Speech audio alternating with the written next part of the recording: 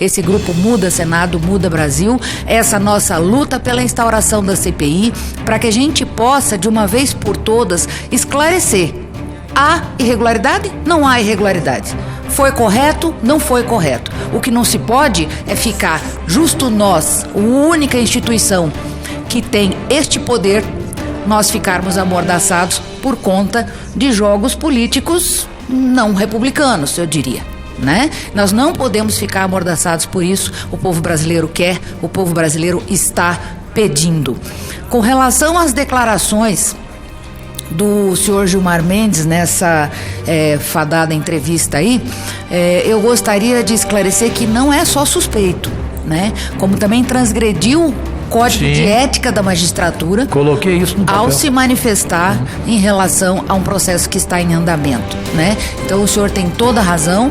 Eu espero, assim como o senhor, que a justiça seja feita, seja aplicada nesse mandado de segurança e que, ainda que não seja, nós consigamos aqui no Senado o êxito de abrir essa CPI.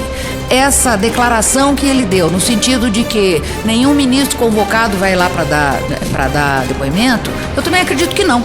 E não temos como conduzi-lo coercitivamente. Porém, nós não precisamos ouvir as pessoas investigadas. Se você instaura um inquérito, a pessoa que quer ser ouvida é o réu. Claro. Se não quiser, não precisa ser ouvido. O que se precisa quando se faz uma investigação é buscar provas. Porque o réu, ele não tem sequer o dever de falar a verdade. Então, a oitiva de qualquer pessoa investigada numa CPI, do investigado, é o de menos. Se os ministros não vão, não tem problema. Nós podemos, por exemplo, investigar as pessoas que, no caso, foram prejudicadas pela decisão que nós estamos questionando. Ou seja, pessoas que foram objeto de busca e apreensão nas suas residências, pessoas que tiveram os seus sites cortados, o seu Facebook. Essas pessoas vão aqui vir nos contar o que está acontecendo. E isso é prova. Então, o fato do investigado não querer comparecer, para nós, eu creio que não faz muita diferença. Volto a lhe dar os parabéns pela decisão de ir ao Podemos. Se Deus quiser, será a maior bancada desse Senado Federal. E se Deus quiser, nós vamos ver um membro do Podemos, do Muda Senado, presidindo aquela mesa, assim como agora preside o nosso querido Lazier Martins. E vem aí Podemos. Olha aí. Pois nós podemos tudo, nós podemos mais. O slogan é: nós podemos mudar o Brasil. Sem dúvida, muda o Brasil. Cumprimentos. Eu que fico feliz. Seja bem-vindo. De saber que vou tê-lo como companheiro, como já tenho aqui no plenário. Em relação ao senador Paim, tomara, amigo Paim, que seja verdadeira a palavra mágica PEC paralela, porque o cheiro que eu tenho dela é de PEC balela. Certo, senador Telmário, distante de mim há muito tempo, não sei porquê, está próximo do seu amigo Romero Jucá? Romero? Quando eu vejo o Romero Jucá aqui, eu ponho a mão no bolso, no plenário, quando ele vem aqui. Bem, começo assim com um bom humor, porque brasileiros e brasileiras, nossas únicas vossas excelências, meus únicos patrões, seu empregado público, Jorge Cajuru, convidado pelo jornal digital O Antagonista a, em poucas palavras, definir o que pode, tomara não, acontecer aqui hoje, no plenário deste Senado, terça-feira, 17 de setembro de 2019, eu escrevi da seguinte forma: olha o Caixa 2 aí, gente! Projeto de lei altera regras eleitorais e partidárias, amplia o uso do dinheiro público, esvazia os mecanismos de controle e dificulta a punição por irregularidades. Quer um exemplo? Doações para os candidatos usados com advogados e com contabilidade ficarão fora da conta do teto de doação e gasto eleitoral. Um crime. Já passou na Câmara, aprovada por toque de caixa. Pode ir à votação hoje aqui no Senado. O Senado vai compactuar? pergunto às senhoras e senhores: a pátria amada vai aceitar? Imagina que estranha combinação.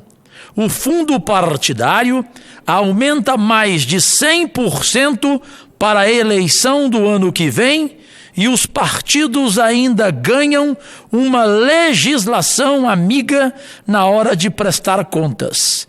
Para mim, presidente Lazier, uma excrescência. Excrescência. Ou seja, mais gasto e menos controle. Mais dinheiro público e menos controle. Esse tema, do qual já me ocupei 2 vezes recentemente, o dinheiro público destinado aos partidos políticos. Só que hoje eu quero agregar um tema a ele relacionado, o projeto que altera regras eleitorais em discussão nesta casa. Na verdade, uma brecha para evitar o controle dos gastos partidários. Sobre valor, a Comissão Mista de Orçamento do Congresso, que analisou a Lei de Diretrizes Orçamentárias, LDO, sugeriu 3,7 bilhões para um país que financeiramente está milionário, economicamente é o melhor do mundo, não há desemprego.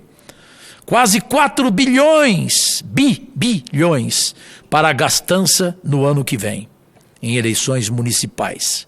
Depois, no orçamento encaminhado pelo Executivo, o valor caiu para 2,5 bilhões, com informação, a posteriori, de que houve engano e o correto seria 1,8 bilhões.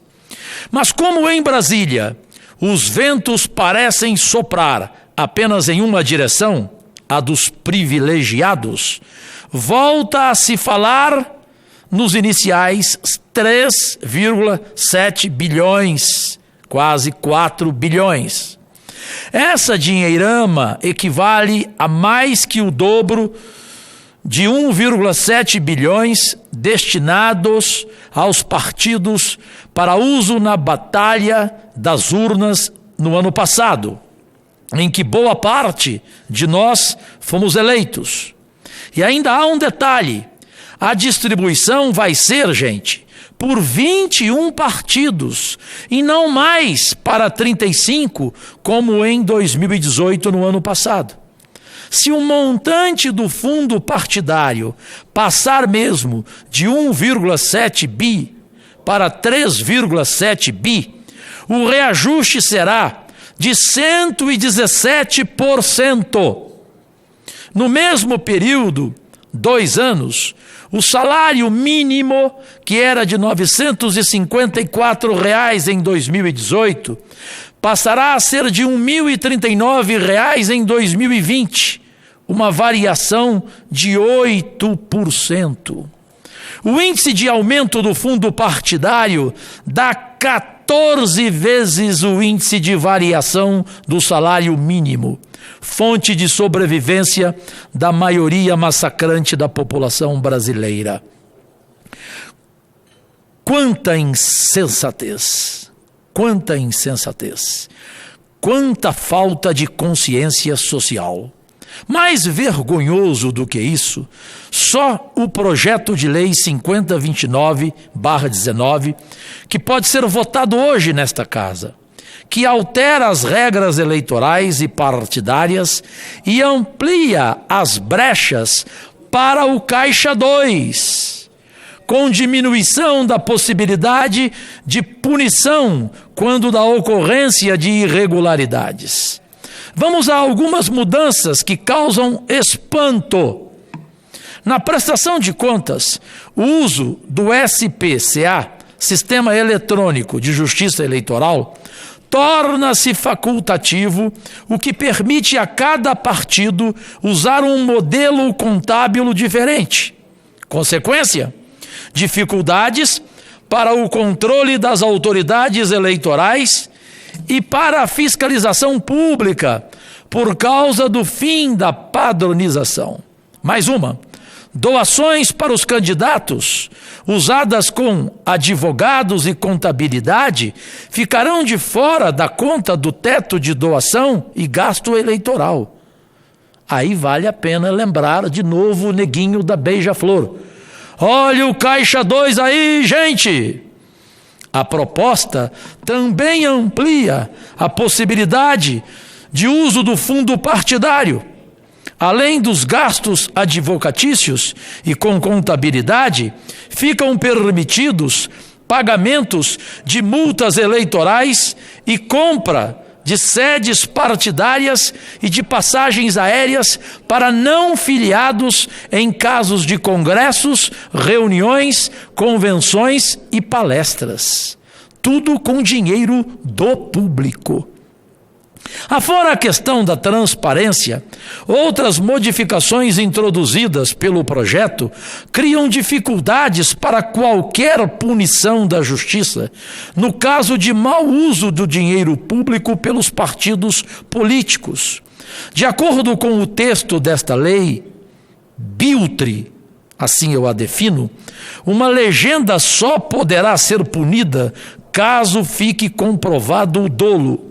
Ou seja, que o partido agiu com consciência de que estava infringindo a lei. Ou seja, o político faz a festança com o dinheiro do contribuinte e depois diz simplesmente o quê? Ah, errei, não tive a intenção de malversar. Ora as bolas. E o pior, a regra vale, inclusive, para casos já em análise pelos tribunais e que não foram objeto de decisão definitiva. Senador Girão, é quase uma anistia, senadora Selma. Anistia, literalmente. E o projeto vai além, prevê o perdão dos erros, desde que eles sejam corrigidos até o julgamento da prestação de contas.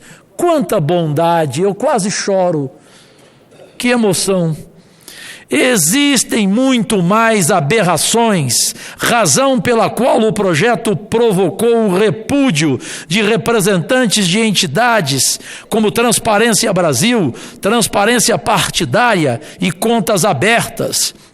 Chamou a atenção a celeridade com que o projeto de lei foi aprovado na Câmara Federal no início deste mês de setembro e a rapidez com que se tentou votá-lo aqui no Senado na quarta-feira da semana passada. Ainda bem que houve obstrução e o assunto foi jogado para a pauta desta semana. Com uma novidade: terá de passar pela Comissão de Constituição e Justiça antes de ser submetida ao plenário. Vamos ver se assim a reunião se pautará dos líderes daqui a pouco. Finalizo, pergunto, vamos prosseguir com esse desvario?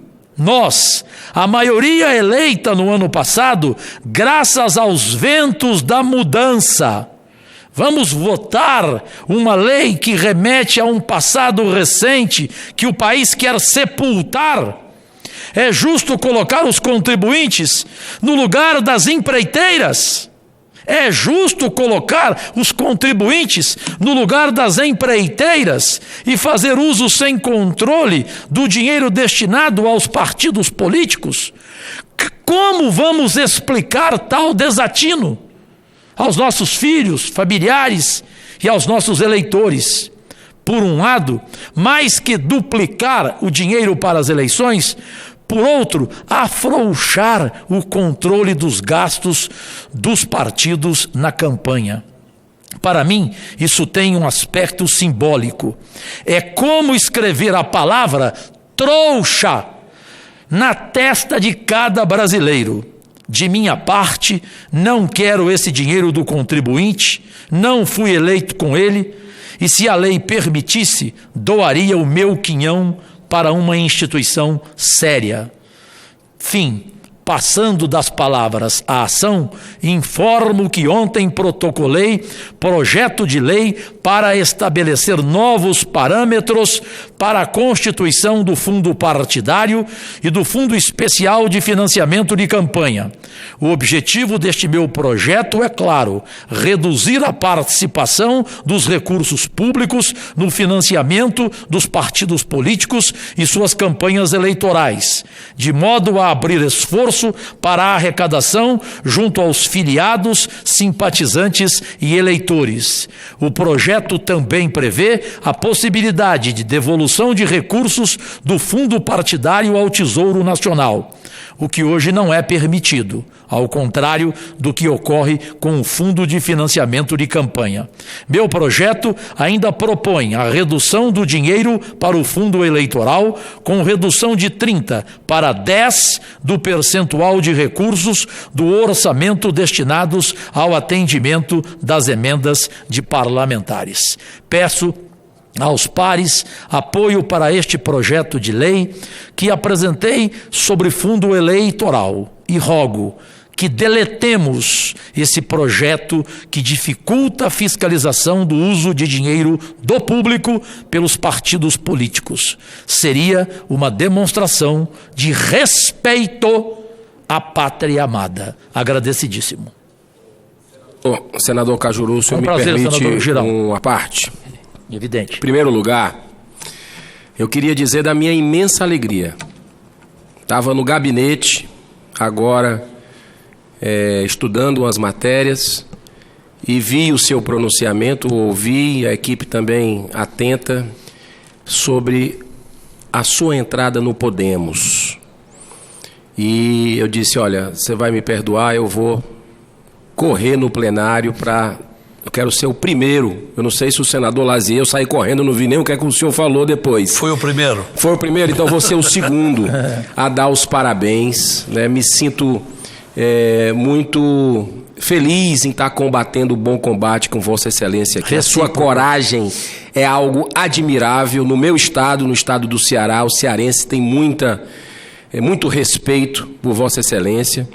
E eu fico muito feliz porque a gente vê um coração bondoso, uma pessoa que está querendo transformar o país com muita ousadia no bem. Então, essa é a primeira parte dessa minha consideração. O segundo é sobre o seu lúcido pronunciamento sobre essa questão que nós vamos votar. Espero que não hoje. Espero que seja cumprido o acordo de quarta-feira da semana passada. Todo o Brasil viu, todo o país assistiu, que foi feito um acordo aqui de que primeiro teria que passar por uma comissão, que foi definida a CCJ. Sim. E não passou ainda. Então, não teve essa deliberação da CCJ. Espero que não venha para o plenário hoje à noite, porque o Podemos e outros partidos, que nós tivemos uma reunião hoje, um grupo chamado Muda Senado, já definiu que vai obstruir. A população brasileira, graças a Deus, acordou, está acompanhando o que está acontecendo, está indignada, com razão, com legitimidade, sobre essa cama de gato. Eu digo que é uma cama de gato. Cama de gato. Por quê? A cama é esse projeto absurdo, que tira a transparência completa no momento que todo mundo quer transparência. O Brasil inteiro quer transparência. Tira. O gato vem depois. O gato é a questão da LDO, o fundão para aumentar 2 bilhões. Então, acredito que a sociedade não leve essa rasteira, não vai levar essa rasteira. Eu tenho certeza da sensibilidade aqui da maioria dos senadores que hoje ou amanhã vão rejeitar esse projeto. Eu queria, como terceiro assunto, peço perdão por estar me estendendo ao presidente Lazier Martins, mas lhe perguntar, uma pergunta que eu quero lhe fazer, que não está no seu discurso, mas ontem repercutiu muito a sua fala daquela tribuna, falando sobre o depoimento do ministro Gilmar Mendes, à Folha de São Paulo, a entrevista dele, que ele disse que se o Senado abrir a CPI da Lava Toga, o Supremo vai trancar. Para mim foi uma declaração de um voto. Ele fala outras questões e que ele mostra o posicionamento dele claro. Ele antecipou o voto. Eu lhe pergunto, Vossa Excelência vai entrar com um pedido de suspeição, de impedimento com relação a isso? O Brasil quer saber qual é a posição que o Senado vai ter para não ficar acovardado numa situação grave, já que essa CPI caiu na boca do povo brasileiro. Ele quer a verdade, ele quer saber o que é que está por trás disso tudo, e Vossa Excelência é um dos líderes desse movimento. Como o senhor me conhece bem, senador Girão, primeiro agradecidíssimo por todas as palavras. Ontem às 4:30 em ponto, eu protocolei. Eu não podia perder essa oportunidade, isso era obrigação minha, porque ele se tornou, senadora Selma, minha querida amiga, suspeito ao dar essa entrevista infeliz no final de semana, que o presidente Lazier também assistiu, que o senador Regufe assistiu, o senador Teomar assistiu, o senador Paim assistiu. Não é possível que alguém concordou com a entrevista dele, né? Ele deu um tapa na cara da sociedade brasileira e deu um tapa na cara maior ainda. Aliás, aqui não, aqui ele deu um tapa nas duas caras nossas. Deu um tapa na nossa cara, né? Quer dizer, tipo assim, eu mando, eu faço o que eu quero e pronto, acabou. E antecipou o seguinte: não adianta ter CPI, porque se convocar ministro, ele não vai. Isso é brincadeira, gente, isso é um desrespeito. Por isso que eu chamei essa figura, que gosta de adjetivar as pessoas, de um homem bandalho e biltre. Já que ele é muito culto, ele deve ter definido na hora, né? Para quem ficou o tempo inteiro ligando no gabinete 16, Cajuru, você chamou o ministro Gilmar Mendes do quê? Eu chamei ele de santo do pau oco, né? Então é claro que eu entrei e vamos agora pelo sorteio torcer para que o ministro do bem, né, tenha esse direito meu, esse recurso meu, né, em que coloco com embasamento completo a suspeição dele. Ele não pode mais julgar aquele mandado de segurança que lá já está há 14 dias, entendeu? E ele disse que pediria ao presidente Davi esclarecimentos. Pediu nada, o presidente só escreveu 3 palavras para ele lá. Pediu nada, absolutamente nada. Ele já tem a opinião dele, tanto que ele deu a opinião dele no final de semana, né? Como é que ele vai aceitar uma CPI da toga, evidentemente sendo ele um dos alvos da nossa investigação? Ele não tem essa coragem e muito menos honradez, senador Girão, para abrir uma CPI dessa. Porque quem não deve, não teme, mas ele deve, e deve demais. Essa é a realidade. Senhor presidente, senhor... Com prazer, senadora Selma, juíza Selma. Senador Cajuru, me permita uma parte aqui também. Vim junto com o meu amigo Girão, que encontrei no corredor, ele muito feliz pela notícia da sua vinda para o Podemos. Eu quero dizer a todo o Brasil, ao senhor e a todo o Brasil, da minha admiração pelo seu trabalho, pela sua força e pela sua coragem. O senhor hoje de manhã estava passando mal, o senhor passou a noite no hospital e o senhor agora está aqui, que quem lhe vê nem percebe o problema de saúde que o senhor está enfrentando, e por isso a gente precisa externar isso para o povo brasileiro ver.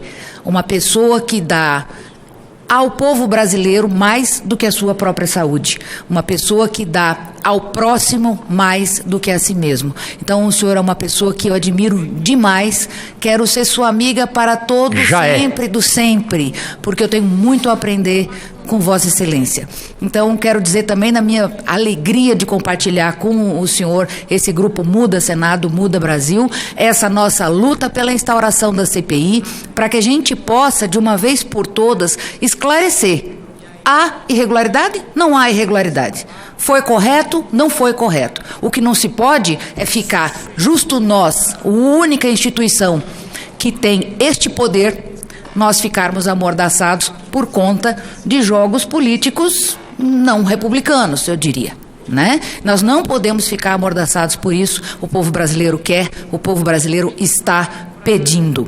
Com relação às declarações do senhor Gilmar Mendes nessa fadada entrevista aí, eu gostaria de esclarecer que não é só suspeito, né? Como também transgrediu código Sim. de ética da magistratura. Coloquei isso no papel. Ao se manifestar em relação a um processo que está em andamento, né? Então o senhor tem toda a razão. Eu espero, assim como o senhor, que a justiça seja feita, seja aplicada nesse mandado de segurança e que, ainda que não seja, nós consigamos aqui no Senado o êxito de abrir essa CPI.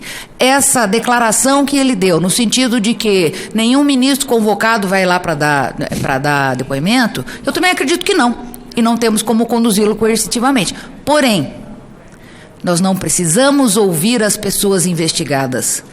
Se você instaura um inquérito, a pessoa que quer ser ouvida é o réu. Claro. Se não quiser, não precisa ser ouvido. O que se precisa quando se faz uma investigação é buscar provas.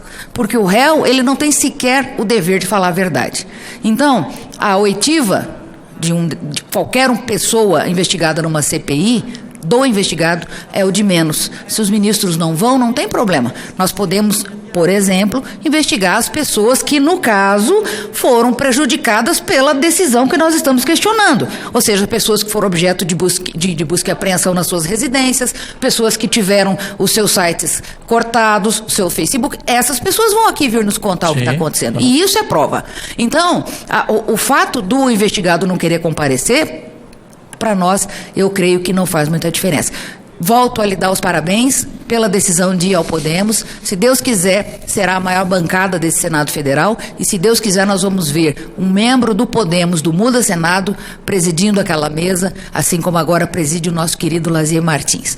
Um grande abraço, muito obrigada pela palavra. Obrigado, Deus quer, senadora juíza Selma Arruda, muito obrigado de coração. Senador Cajuru, você não permite uma parte? Claro, sabe da admiração que tenho. Desde o começo do nosso trabalho aqui, pensamos de forma igual.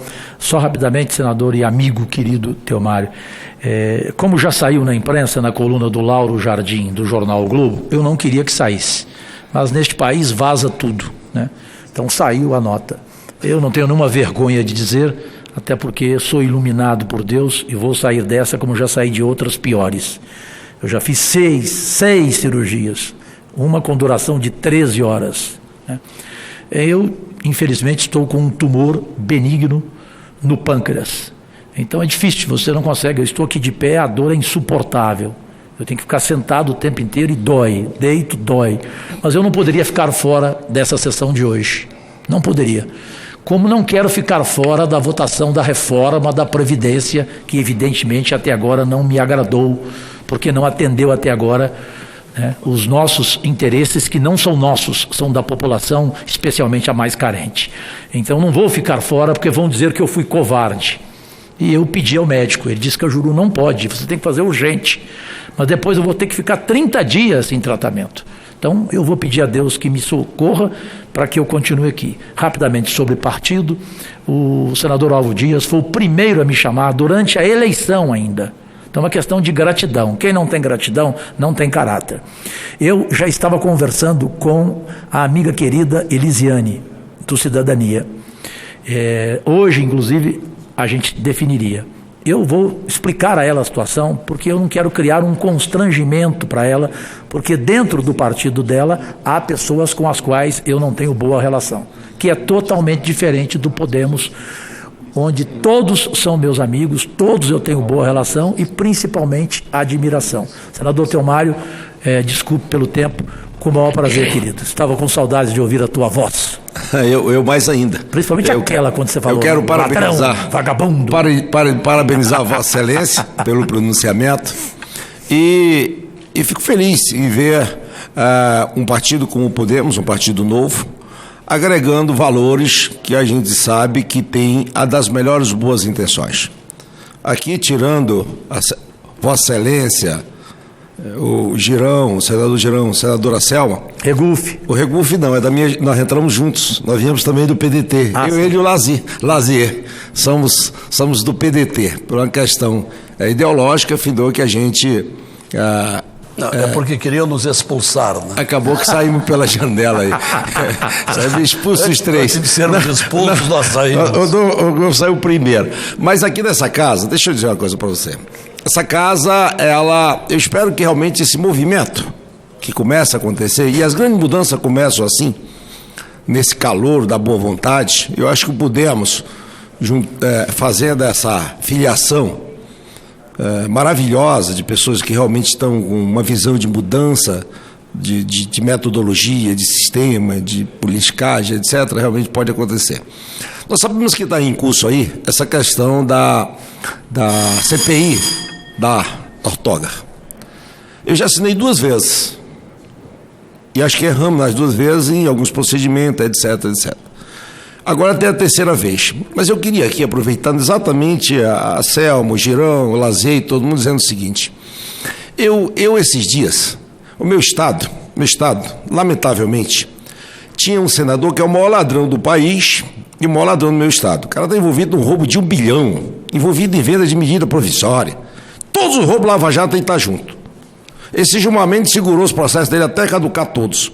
14 projetos ficou no Supremo Tribunal, eu tentando empurrar, agora desceu alguns, e os juízes de primeira instância não fizeram nada. Já prenderam o Temer, já prenderam o Lula, já prenderam... Mas ninguém prende o ladrão do país, que é o cara que vem sendo líder de 3 governos e está envolvido em todas as denúncias de corrupção. Todas! A Polícia Federal denunciou os filhos dele no roubo de 32 milhões, Minha Casa Minha Vida. Tocou pro rumo da delegacia. Em 2 anos, os filhos desse homem movimentaram 3 bilhões sem trabalhar. Ele está envolvido no roubo de 1 bilhão. E ele circula aqui dentro como se fosse senador da República. É conselheiro Faz parte desse pleno. Vai na comissão. Estava na reunião de líderes. Então eu pergunto o seguinte. Não é melhor, antes de matar o rato do vizinho, matar o rato de casa? Então pense nisso. Obrigado. Se ele supera Marconi e Perillo, então? Ele é o maior? Para mim ele era vice-líder. Bom, eu agradeço ao presidente Lazier. Obrigado.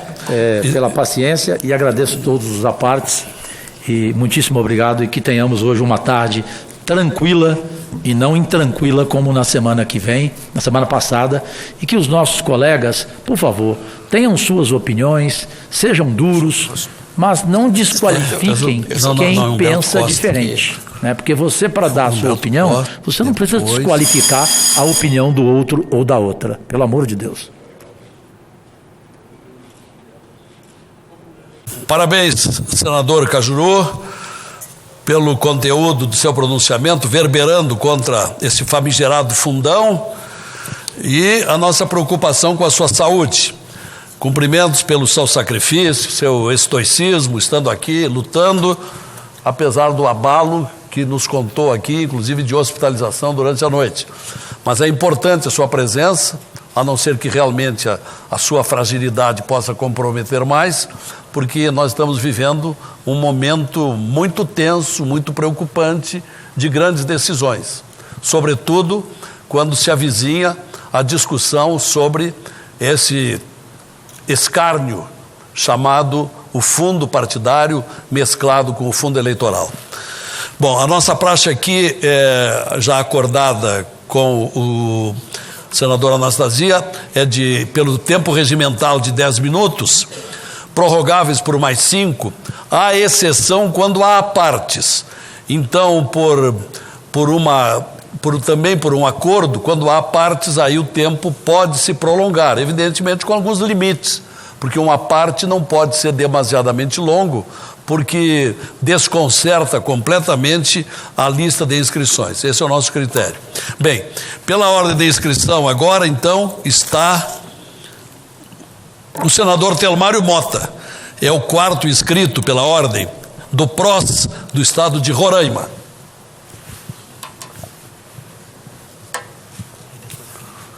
E depois teremos o senador Humberto Costa, a não ser que chegue alguém antes, porque tem antes Fernando Collor, Eduardo Girão, Isalci, mas não estando presentes, depois de Telmário Mota, o próximo será o senador Humberto Costa.